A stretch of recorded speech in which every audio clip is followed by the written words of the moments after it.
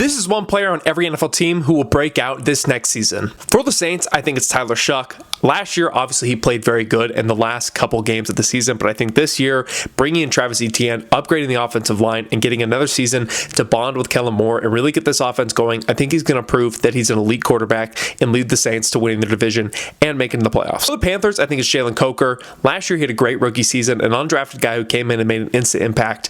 Honestly, this wide receiver room needs somebody to step up next to Tedero McMillan. I think it's going to be Coker. I think Xavier Legette's going to completely be out of the rotation. Coker is going to prove that he's one of the best wide receivers on this roster. For the Buccaneers, I went Jalen McMillan. I think this guy has been super underrated. He had an injury all of last season, but his rookie year, he was very, very good. Now that Mike Evans is gone, this guy needs to prove that he can be the wide receiver one on this football team. I can even believe that he'll be better than Chris Godwin this year. For the Falcons, I think it's Brandon Dorless. He was super underrated on their defensive line last year. He got after the quarterback quite a bit. I really think that this season he's going to break out a lot more, getting a lot more playing time, and being able to develop with some of those younger guys on that Falcons defensive line, and the defense as a whole will just be much better this season. For the Chiefs, I think it's Noel Williams. Now that the cornerback room has been completely reshaped, I think Noel Williams will finally get a shot to prove that he's a very good corner. Obviously, the Chiefs are very good at drafting. I think Noel Williams is an absolute stud. Now that he's going to get a chance to prove that he can be a cornerback 1 or cornerback 2 on this roster, I think that he'll truly break out this season. For the Raiders, I believe it's Ashton Jeanty. He really dialed in this offseason. He cut out all sugars out of his diet. We know this guy's going to be talented, but I do believe that he will prove that he's top 5, top 10 running back,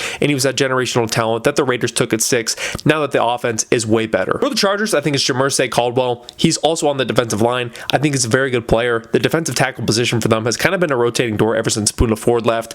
I do believe that this guy can make an instant impact. I think they've been working with him, but now that they have a new defensive coordinator, I think he's really going to be able to maximize his potential. For the Broncos, I think it's Ayoma Azaraki. I don't know if I'm saying his name correct, but every time I've seen this guy, he's been very, very good for the Broncos.